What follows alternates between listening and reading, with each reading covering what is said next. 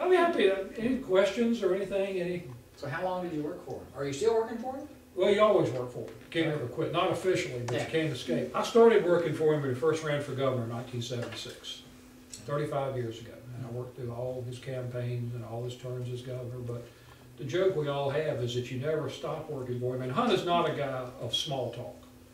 You know, you get a phone call from him, he'll has your family and all that, but you know that's just warm up.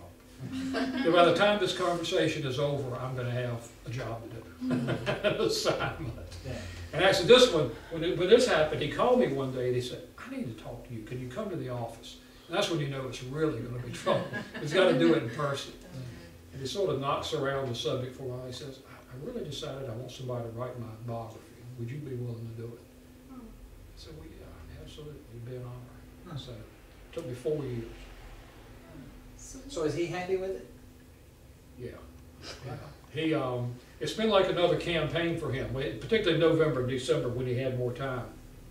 We did a lot of book signings together, and he loved it. And I think it sort of rejuvenated him in some ways. Right now he's busy lobbying to keep Smart Start, 73 years old and going just as hard as ever. I told him earlier, I said the Republicans in the legislature don't know what they got into when they got him riled up, you know, because now he's descended on them. And what's y'all's connection to Smart Start? Well, I'm a former board chair of Smart Start, and both of us actually work at the Winston-Salem Chamber of Commerce. Okay. But we volunteer all over the community, and that was one of the things that I did for several years, served on the board, and then served as the chair for a couple of years. And one of the things I talk about in here is I sort of, you know, peel the layers of the onion and trying to figure out why did what happened in North Carolina happen the way it did. One of Hunt's great political strengths was he had an ability to combine both sort of liberal and conservative and sort of mesh that. And sometimes that became, like in '84, it became an impossible balance to carry out. But one of the political insights he had was that the key to getting a lot of things passed was getting business community support, Chamber of Commerce support.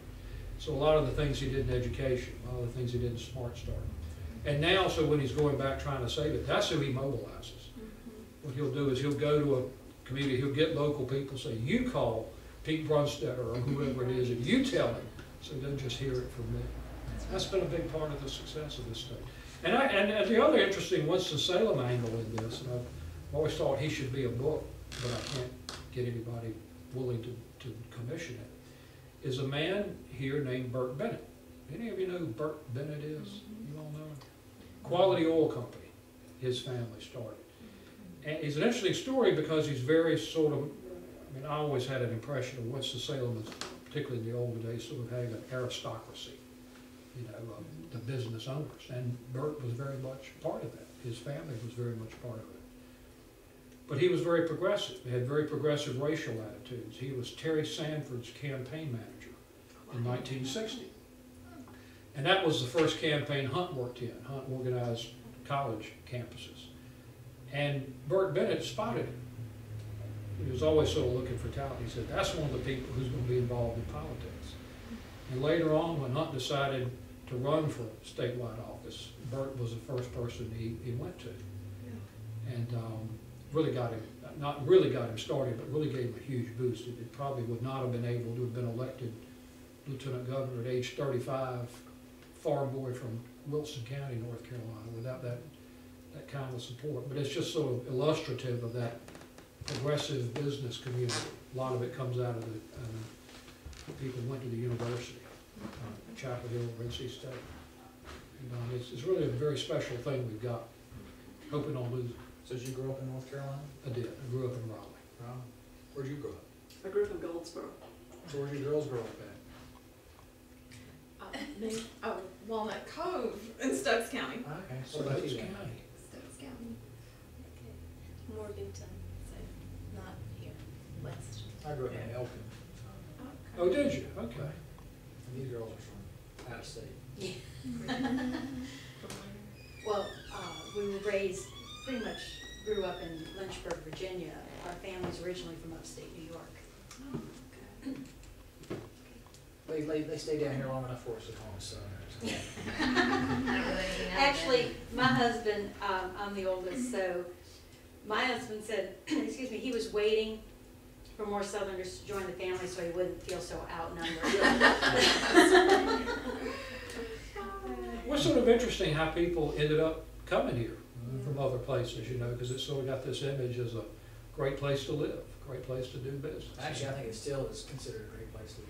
Mhm. No doubt about it. I'd move back here in a second if I could. My husband took a job in Raleigh, North Carolina from '83 to '87, and then his company decided to move to Goldsboro, and he was offered a position back at the company he was with in Lynchburg, so we moved back because our parents are there. And, you know, I keep saying I love Lynchburg, but I really do miss being down in North Carolina. Yeah. I do like, the only thing I miss about North Carolina, where we were in Raleigh, is that Lynchburg has mountains. We can drive up here and see mountains. Yeah. That's the nice thing about the triad. Yeah. People do. It's, you know, Well, how's it doing economically now here? better. Is it? Better. Is it coming better. back some? It is coming back. It's, I feel like it's a wave. It's like businesses that didn't feel the brunt of it 2 years ago, like our schools and those that received the stimulus funds 2 years ago. Those funds are going away, and so now they're starting to be down here, and the others are coming. So it's almost like We're both in these school systems, and it's, yeah, you know. because the Lynchburg city schools have been told that they need to eliminate 10 positions throughout the secondary schools, so that's like 2 positions per school. Has to go. Well, in Forsyth County, it's looking worse than that, as you can imagine. Oh, yeah. So, and I just read the journal, their alert thing, that Winston-Salem State announced today they're letting 15, 16 folks go in anticipation of the budget. So it's more that sector, I think, that's starting to feel the brunt of it. But we're hearing from our members, though, that the majority of them, that they're seeing things slowly starting to turn around. So I work in manufacturing here, and we were just awful in 2009, but in 2010 we set production records and sales records. In 2011 we said we're going to increase over 2010 to about 5%. But, And what company are you with? a company called Penn Engineering. Yeah. It's right next to, sort of near Winston-Salem State, over there in industrial park. Yeah. We make little fasteners that go in computers and the iPad. We're very big in Apple. Oh, stuff really? like that. Yeah. Yeah. And we have a plant here, and one in Pennsylvania, one in China, and one in Ireland. And all our locations are booming. Huh. The China plant can't make enough parts for China. When we started the China plant, everybody was saying we were going to close Winston-Salem down because there won't be any jobs. Well, they can't keep up with this, what they have over in China. That's great. But yeah, we were very, very busy. So. But you know something? There's 2 sides of that coin. In 2009, everybody took a 3-week furlough from our president down. And then this year, we got departments working 63 hours a week.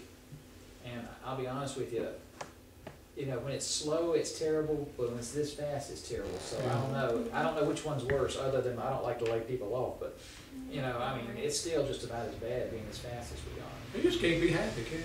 No. Yeah, I want a happy meeting. Yeah. You sound like my wife. Well, you know, that's sort of the I'm sorry. point is, back in the 70s, when Hunt was first governor, and you know, there were people who sort of helped him see this, the great insight he had was that something is coming. That's when we first started losing a lot of textiles and furniture, and people said, what are we going to replace it with? And he got all enraptured in, you know, with computers and making chips and all that. There were a lot of people, particularly the old line business community, said, we don't need that stuff here. You know, we don't need to bring those companies from out of state and out of the country. Well, now they're the backbone of the economy. And actually, they built 10 vineyards a year for 10 years because there's 107, I think. 107 vineyards in North Carolina, so that's a booming industry in itself.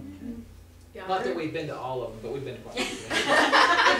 Well, I remember when viticulture was first added to the curriculum at Third Community College, and it was like, what is that, and why Yeah. would we ever want to do that in North Carolina? That's how old I am. But, I mean, it really wasn't that long ago. Yeah. Did you say there were 100 Over some? 107 vineyards, yeah. It's amazing. And then right here in Yadkin Valley, there's Oh, I know, a it's huge significant here. number, but yeah. Well, and you just then told if us check you in- all have 31. We have 31. different. And then if you look at all of North Carolina, because, I mean, it's pretty widespread, Yeah. not just here, but that's, And I mean, some of them are extremely, like Raffledini, I don't know if anybody's been there, but it's a Italian villa sitting in the middle of the Yadkin Valley, and it is beautiful. What's I the mean, name of it? Raffledini. You've Oh, seen it, yeah. you've seen it. Have you been there, or you just Haven't drank been it? there,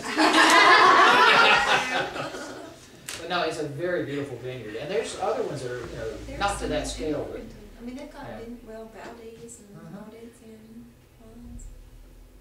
so what got you from Morganton to here? Oh, that's just too long and drawn out, it would bore Well, you. give me the short story. Oh, well, past life, let's Okay. just leave it at that. Past life. Past life, new start. So now, you said you live in Raleigh also, you know? Yes. Okay. So now, do you still see Mr. Hunt and have to deal with him too? Oh, or- yes. Oh, really? Wow. What we've learned is that, when it's time to like get a whole stack of these books signed, we send at least. He's always happy to see me. He does not give me much trouble. She is prettier than you, I'm sorry. Yeah, and much more charming. And Lisa's also responsible for getting him. I always thought this was a great picture of him because he doesn't, I don't know how to say this, he doesn't normally photograph very well. And this is a picture taken of him near when he was leaving as governor. It's one of the only pictures I've ever seen that really sort of captures a spirit about him. That's And he was unless you've been there obsessed in with person. using this He picture did not from like it. 1970 or something. Yeah. It would have been a little out of, yeah. We finally talked him into this one. And It'd be like an old picture of Elvis or something. Right. Yeah. That's a great picture. Uh-huh. It really is. That's actually one of the few corrections he had me make in the book was I had a description of him, and you can see some of the pictures here, because he had this, when he was a teenager, he had this sort of long black hair and sort of, combed straight back. And I wrote in one of the early drafts that I let him look at that he wore his hair like Elvis. And he got me in there one day, and he said, yeah, I want to go over a few things. He said, there's one thing particular I need to talk to you about. So he will always build up to it. He kept these little things. He said, now, before you leave, there's this other thing I need to talk to you about. I said, God, what is it? I really said something about his wife or something insulting. And he said, I didn't really wear my hair like Elvis. I said, okay. He said, that's what we call the DA. You all know what that is? A duck's ass. I mean, the hair would sort of flip up in the back. So he's okay with DA, but he didn't want Elvis on. Elvis is better. I would think so. DA. So it wasn't a mullet, but it was, 'cause that's. No, for the day though, I think it was quite stylish. In the 50s. And Actually, when he was governor, his hair was very well kept in style. well, it still is. Yeah. He has less of it, but it is still Yeah. very proud of his hair. I was too. Then it went away. The funny thing though, when people meet him, as I've seen it even this, particularly has been out, people sort of have this image of it. The first time you see him, they say, God, he's small. He used to be 5'10". I think he's more like about 5'8" now. He's shrunk with age, but people are always surprised by he's not a bigger Yeah. figure than he is. But then his personality is just so overwhelming almost. He probably looked taller on TV too. Well, everybody seems to be. Well, thank y'all for coming tonight. Thank y'all for having us. Thank you for being here. 73 years old, wow.